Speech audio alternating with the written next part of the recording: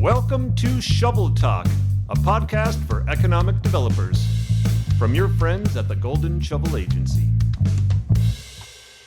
Welcome back, Shovelheads, to another episode of Shovel Talk. Producer Darren here, standing by.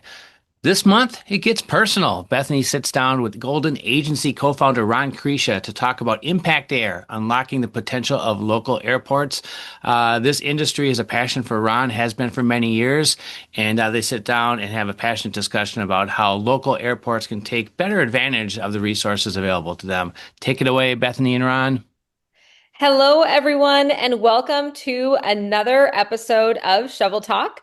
I am your host, Bethany Quinn, president of Golden Shovel Agency, and I am excited to have a conversation with our guest today.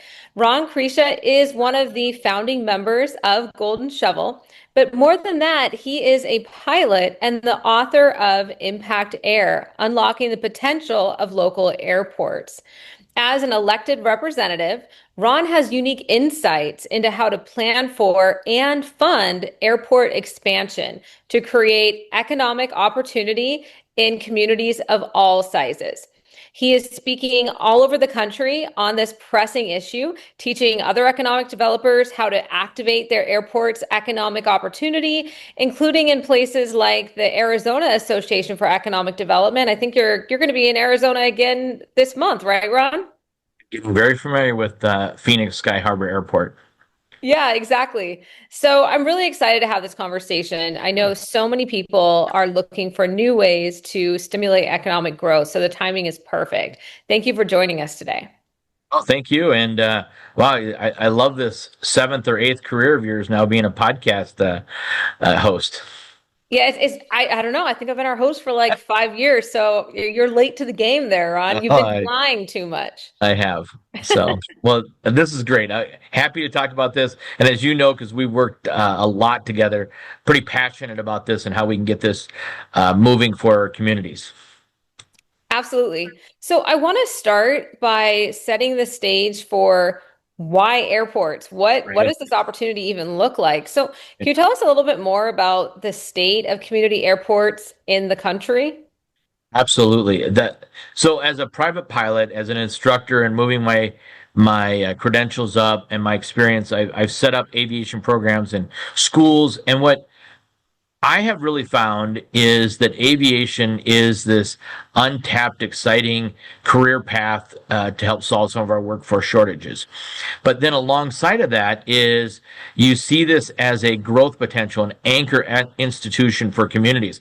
And I'm finding more and more that communities just don't really understand how they tap into this $150 billion general aviation economy. I mean, 8 million jobs out there are supported nationally by this, with 5% of the U.S. GDP coming just from civil aviation alone, which is right in the backyard of most community. And then when we look at the 220,000 aircraft that are present, 90% of those are in general aviation, which is aircraft that are flying in and out of your local airports. That is economic growth, that is economic potential, and that's a workforce waiting to be tapped into. So I really get excited about this because communities need to look at their airports as this engine of growth rather than, hey, it's that nice to have amenity that we have that might be located outside the town or someplace that not a lot of people visit. Yeah, okay, so we need to take a step back there for a minute because these numbers are crazy.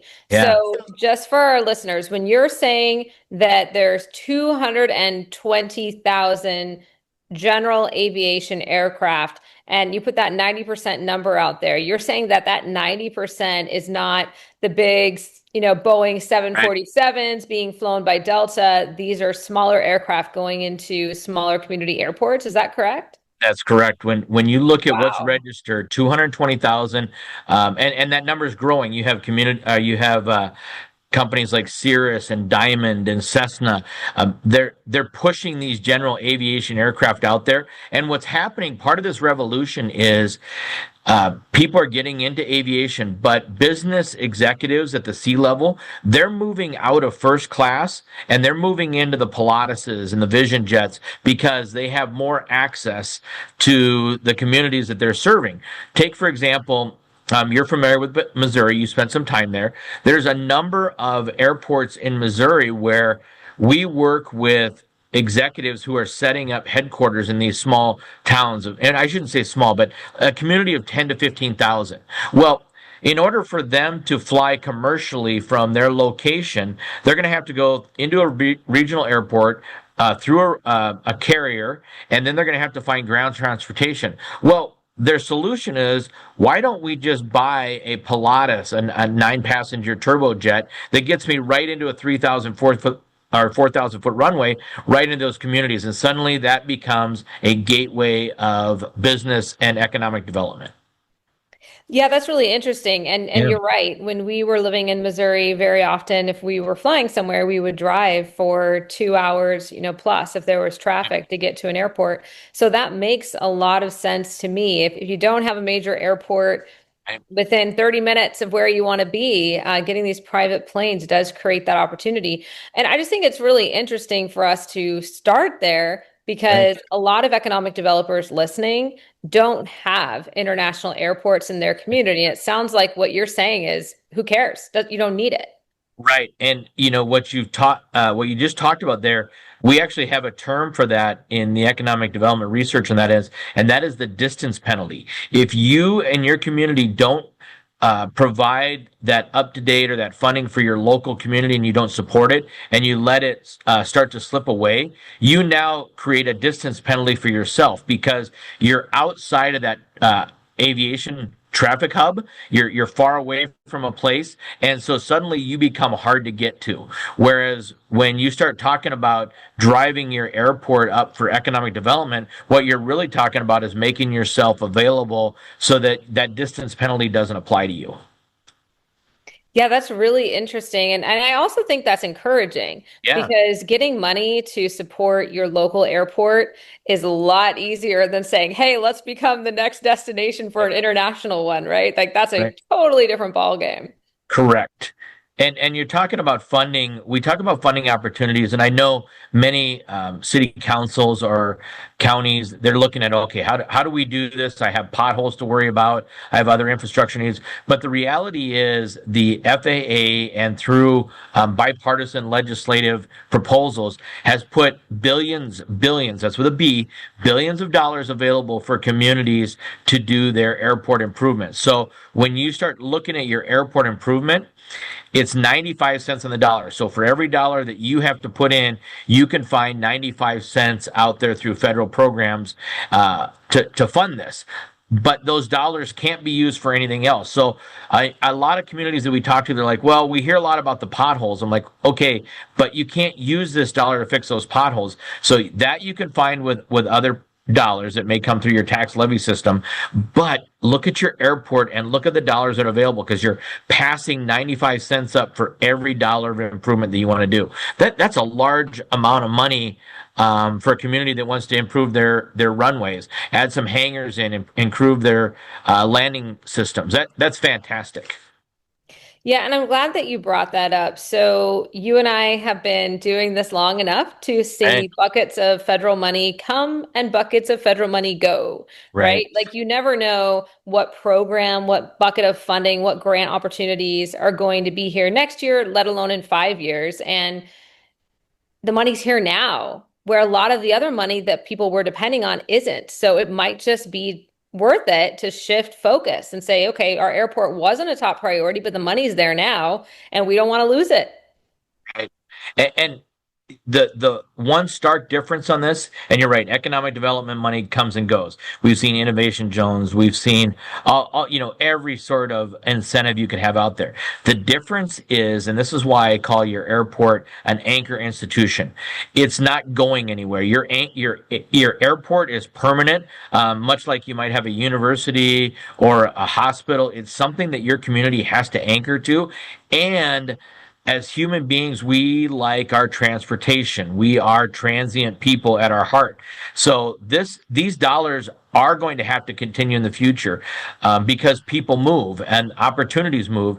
And so when you look at this, if you're setting your airport aside saying, well, it's really not that big of a deal. What you're really doing is you are creating a distance penalty, and then you're also taking yourself off the awareness scale of open for business. I mean, you shut the light off, right? No vacancy is now your new sign.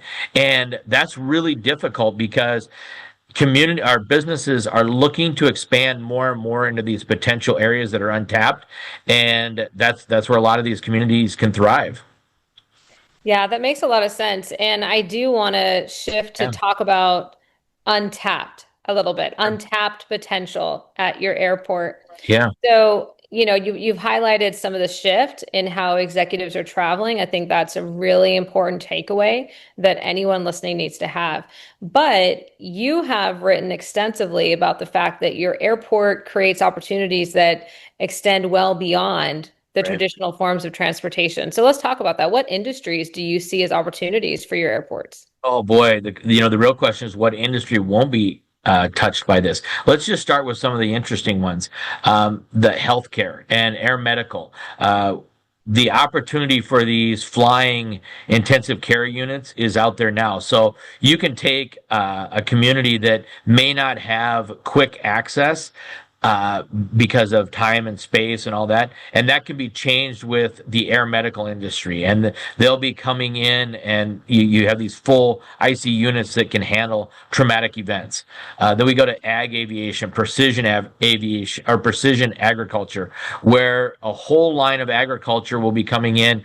It's here now that can precisely handle the crop spraying and the agriculture field. We've already talked a little bit about corporate travel. Let's talk about flight training. This industry is going to need more and more pilots, logistics, air traffic controllers. So the whole notion of flight training and workforce can come in to focus for a community that's looking at this.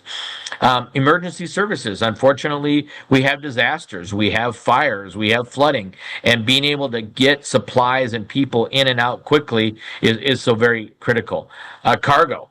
Right now, we live in a world where cargo is moving anywhere, and through autonomous flight, it's going to only get more and more convenient. We talk about all of that, but let's not forget tourism and amenity development. People in general aviation that have planes like to travel, and they like to go places where they can experience new things. One of the coolest piece of general aviation is a family or a couple, retired couple, flying their airplane around and just trying out new destinations. It's not unheard of to go through the barbecue circle that we do, which is, hey, let's find out what St. Louis barbecues are like compared to Kansas City and Tennessee's. They love to do that. That time and space just becomes way less of a problem for the general aviation world. Hey, I love to do that, but it's a lot faster than an airplane. I haven't done that before. And remember, if you can fly, and it's not incredibly expensive, I mean, depending on the level of plane, but if you're flying around, you're bringing dollars and you're bringing opportunity. You want to stay in the local Airbnb. You want to find the local amenities and the local festivals. That's what these air travelers are doing. Yeah, I love that. And obviously this is a more affluent traveler. If you can't afford to buy a plane, even if it's an entry-level one, you do have more money to spend in that local community. I heard you mention before that some airports even have courtesy vehicles so you can land and then explore the community. That sounds like a great idea. It doesn't. And let me go back to a point because I actually argue this in the paper. While there certainly is a level of luxury and there's an affluent culture that can go this, but it's not everybody. In the general aviation, this is why I tell people go out to your airports, because people with a passion for boating or aviation, they may have these 1950, 1960 airplanes, and they're just traveling around. And it's not quite as expensive as you think it is.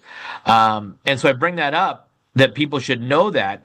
But to that point, because one of the perceptions that communities face is flying is just for the well-off or the wealthy, but it really isn't. And you would be surprised at how many experimental people are building their own planes.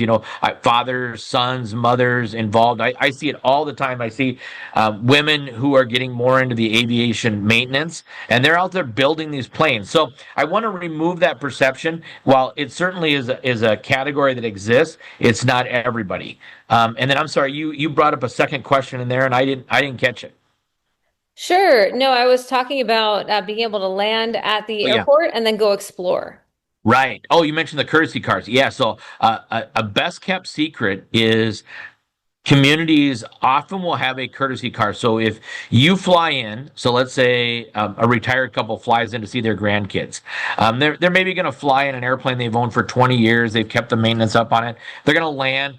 And many airports will provide a courtesy car, so you don't have to get Uber, you don't have to get a taxi. And what that is it's oftentimes in a lot of communities, it's a police car or a law enforcement car that's been taken out of production that's just kept up. So hey, I get to put gas in, I get the keys, and it's this really nice honor system of vehicles out there, and it happens all over the place.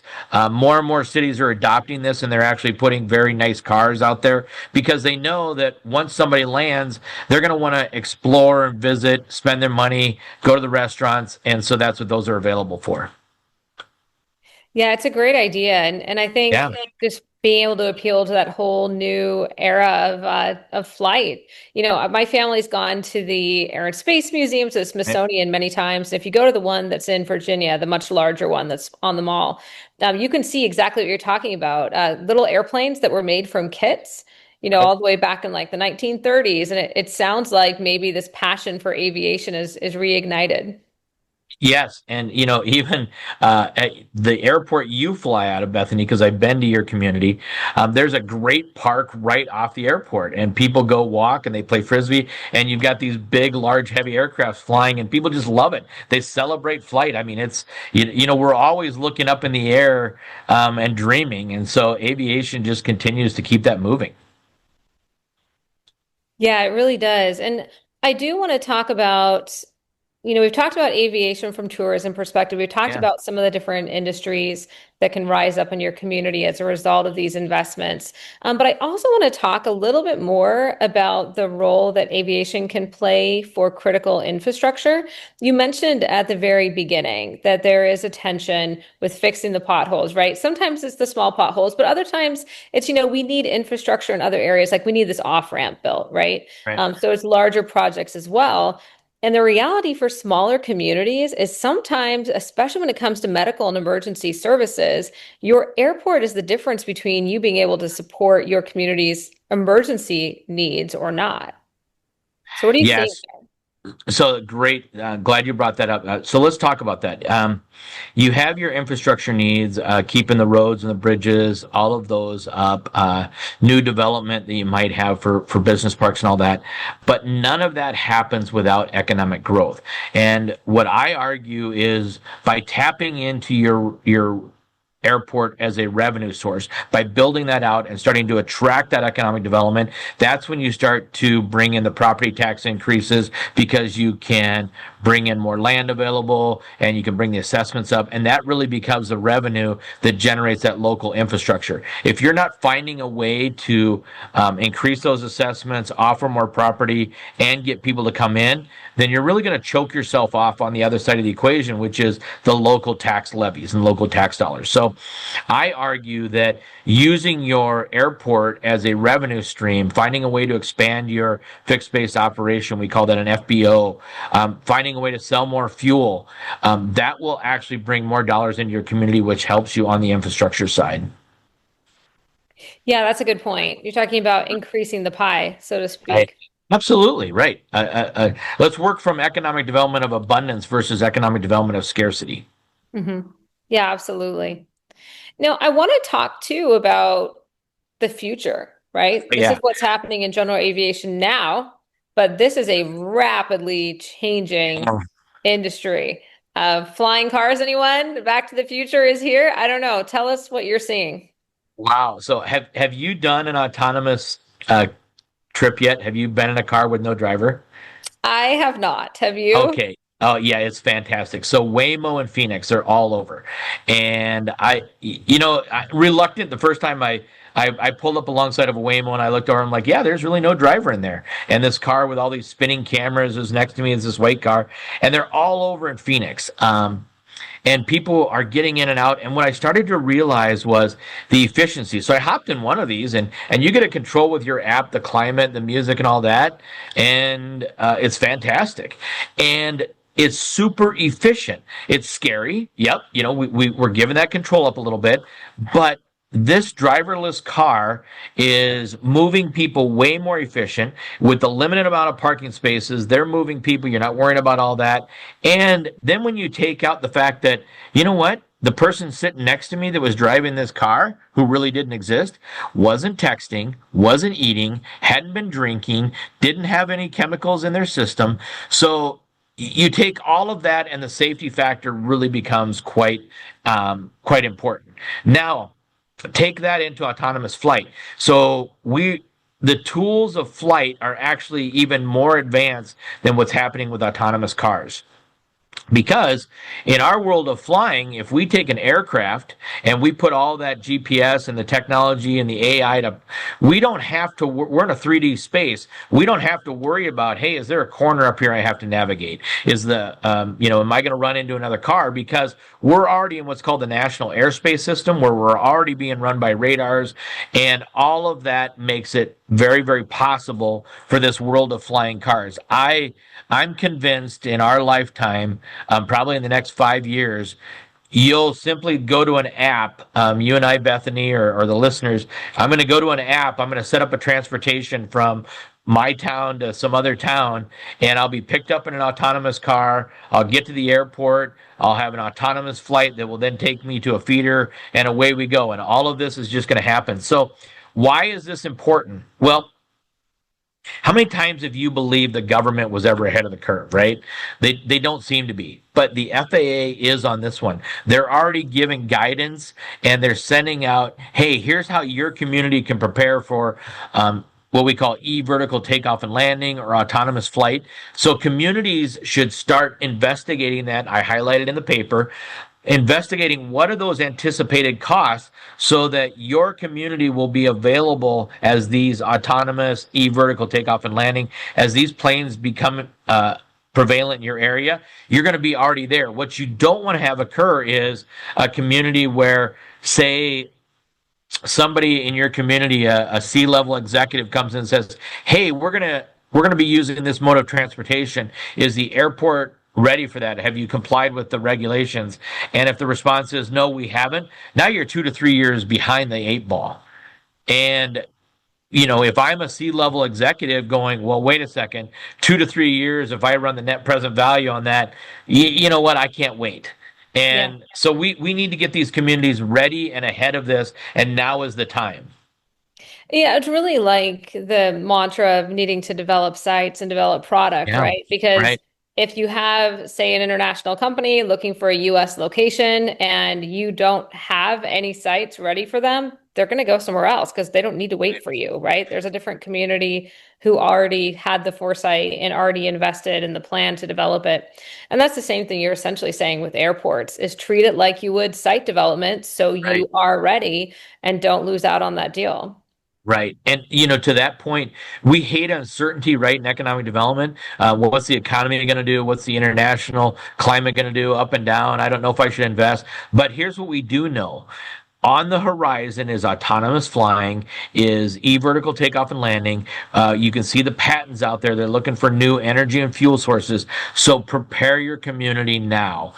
Get on that master plan. Get on that information plan and start looking down the road, because while it may not be here tomorrow, it's coming, and this is the one thing you can plan for. Yeah, it's really interesting. I also like the concept of being able to maybe use the local airport to take that short flight to a bigger one. Yeah. Whether that's through autonomous or whatnot. Yeah, I mean, can you imagine the busy person or the family? You've got this autonomous aircraft that picks you up. It's a quick 20-minute flight. You land on the non-busy side of the airport. You're right into the TSA, and you go right into the concourse, and boom, you're in. And you weren't on the road. You weren't stressed out. You didn't have people cutting you off. Mm-hmm. None of that. And everything's just happening very efficiently. Man, I just want an autonomous vehicle right now to fly me into DC. skip Yeah. the traffic. Oh, I got to tell you. So I hopped in this Waymo car, and I'm on my phone. I'm scrolling. I'm answering emails, and I don't care. It was great. It was like I got a whole section of time and space back in my life because when I'm driving, right, I'm still having those same thoughts. I still want to answer those emails, but I can't because I don't want to run somebody over. This Yeah, is that's usually an ideal thing not to do, right? Let's not run anyone over. but it's an exciting. I know it's scary, but growing new skin is always a little scary, right? Yeah, it is. But I mean, this is something like anything else, right? We can look back 5 years, 10 years, however long it takes, and we're going to forget that it wasn't this way. Right, right. Yeah, you're right. We're gonna look back and go, oh my gosh, I can't believe there ever was a time when I actually drove the car myself. Right. So we've talked obviously about how your local airport could even be a connector to bigger ones through autonomous flight, right?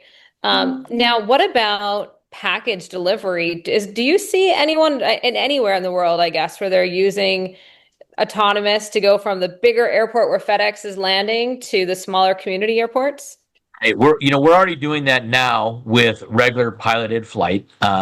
You see lots of packages moving, and I just think it's going to become more and more of a possibility where you're going to load these packages onto something because right now the downside is if I have to load packages and I have to get them from point A to point B, the weather could be a factor. Whereas, you know what? If I'm going to do it without a pilot, all right, send them to the weather. We can handle that. And they can usually fly at different levels. There's way different ways they can handle that. So I think you're going to see that type of logistics is going to become more and more accessible. Yeah, and that makes a lot of sense. And, there's a lot of Right. communities too that have taken out a lot of their rail, Right. and it's hard to get the rail back in. I don't have these numbers. I don't know if you do, but it'd almost be interesting to do a comparison to see if you had to put rail back in or if you had to invest in your airport, what would Right. be the most cost-effective solution to increase your transportation. And think about this. We talk about emergency services. I know Golden Shovel, we've seen some large disasters and we've tried to help communities. We did some things out with the fires in California, the flooding, and some of the hurricanes. We've always tried to find ways. But imagine those communities that would have access to essentially doing air cargo, getting emergency supplies in. Because if I come in with an autonomous vertical takeoff and landing, aircraft, I can land that anywhere that's suitable. I don't need to necessarily be at the airport. So I can drop into a field or I can drop into a location that may have been hit by a tornado and I can get those supplies right to the people that need them. So that accessibility is incredible, and then they can use their airport as a base. So Sure. I might fly in with a large aircraft with a whole bunch of supplies, and then out of that airport, you have these vertical takeoff and landing that are delivering supplies to people that need them. Could be to hospitals, could be wherever. That is just a very robust and efficient system to move people, emergency services, and cargo. Yeah, and I think really when you look at rural communities who have not always had Right. access, what Right. we're talking about is in a way to create access without, I guess, really without as much upfront cost. Well, that's just it. I mean, when you think about these are a lot of these are going to be run by electrical. The costs really come down. In fact, the more you use it, the cheaper it gets, right? Because you have that cost factor of more usage will drive it down. So that's just it just makes so much sense. And it's crazy as I write these, I'm like, why isn't every community driving their councils and their economic developers to do this? It's right in front of you. Well, especially since the money's there to help pay Right. for it right now, as we talked about before, and you Right. just don't know how long that's going to last. So really, it sounds like this is going to happen Right. no matter what. The question is just, is it going to happen in your community That's right. or only the community that's, 45 minutes down the road? Right. Right. Exactly. And then, the communities that choose for whatever reasons to not get on board with this or start to develop their airport out, again, that distance factor, they're applying that to themselves. It's a penalty. It's like inflation, right? They're asking to have their costs go up. And I don't think that's good monetary fiscal responsibility. Yeah, for sure. Well, and really for anyone who is listening, who is excited or at least curious about getting Right. something going with their airport to actually turn this into an economic driver. I mean, that's an overwhelming mission for a lot Right. of people, right? Most economic developers haven't worked with their airport before. So break it down. Tell people what to do. What's the next step? Right. And aviation people are very enthusiastic. They love to share their ideas. I mean, there's a reason we've gone from the early 1900s of Kitty Hawk to, oh my gosh, now we're looking at autonomous flight. It's because we dream big, and we're excited about new possibilities. So this is a great opportunity for communities to tap into that passion. Yeah, so what is the first step for planning for airport expansion? What do they do first? Well, you should go to the Golden Shovel website, download the white paper, and then Bethany will call me or Nathan will call me and say, "Hey, you need to talk to this person." So, but no, start with the information, right? Download our white papers, go out. Everything's on the FAA site, and you can start researching that. But understand the master planning and economic development. Make sure your master plan is up to date. That takes some time because that involves getting the community and getting the public stakeholders behind it, but it's all worth it. And then you can start to bring those ideas up. Once you have a master plan and then you figure out what your costs are going to be, you can start to apply for the funding. And that can be federal funding. You can find some state match, some local match. You could even do some levy tax dollars. And then once you start putting things into place, then it really is, hey, do we have real estate around the airport that we can start to attract people and sell hangar space and attract other corporate headquarters? So it's the whole economic cycle that we're all used to. It's just doing it through the aviation dollars that are out there. Mhm. Yeah, absolutely. And to your point, the impactAIR white paper is available on goldenshovelagency.com and it is free. So if you're listening and you want a good place to start, I highly recommend downloading it.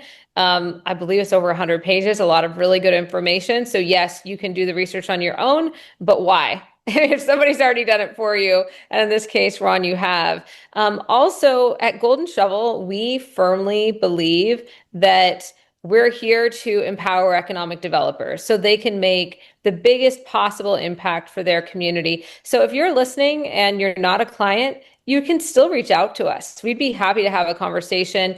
Ron mentioned it kind of laughing, but I know it's true. If you reach out to us and ask to speak with Ron to brainstorm, he'll get on the phone with you. So please don't hesitate to use us as a resource.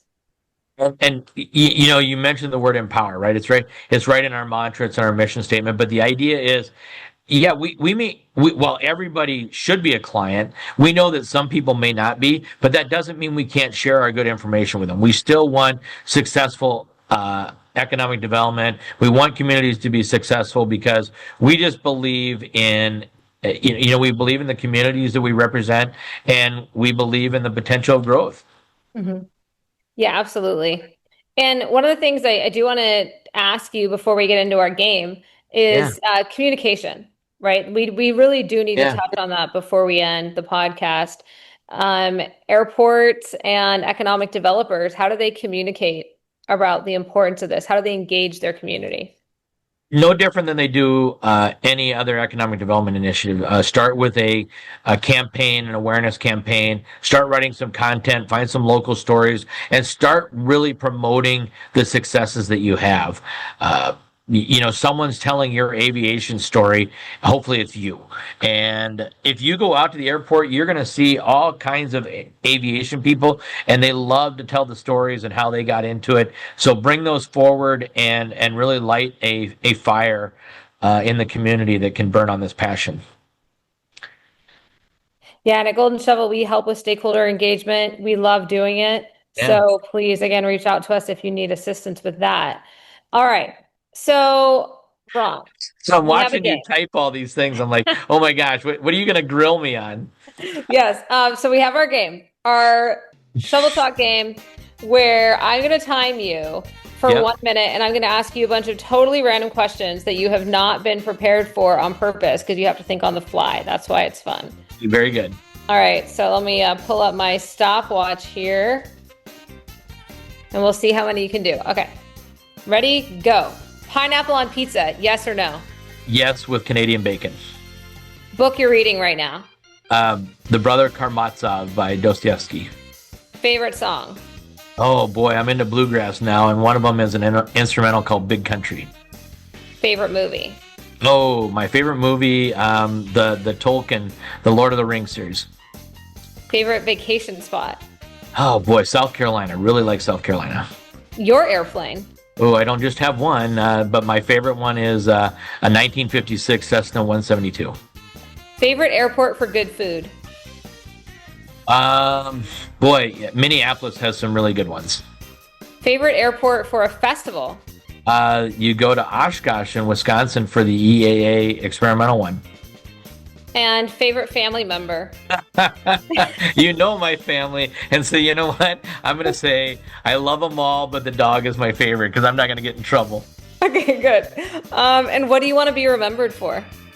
You know what? I just hope that we had good ideas and we helped some communities out. And so if there's anything to be remembered for, it was that I tried to help other people make a difference.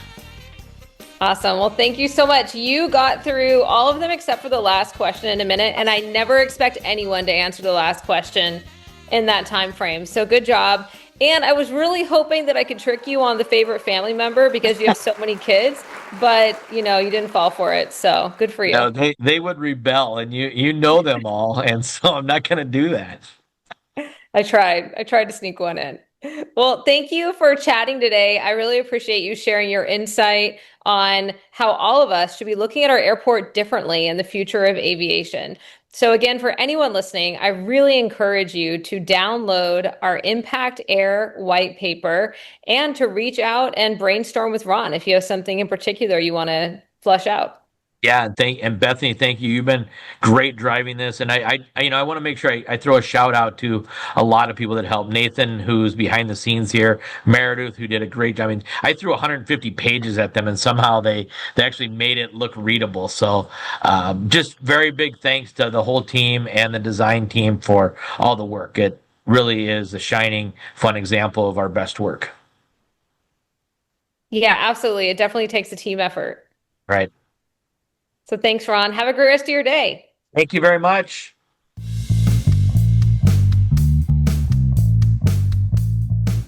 Thank you, Bethany and Ron. Well, the weather's getting warmer.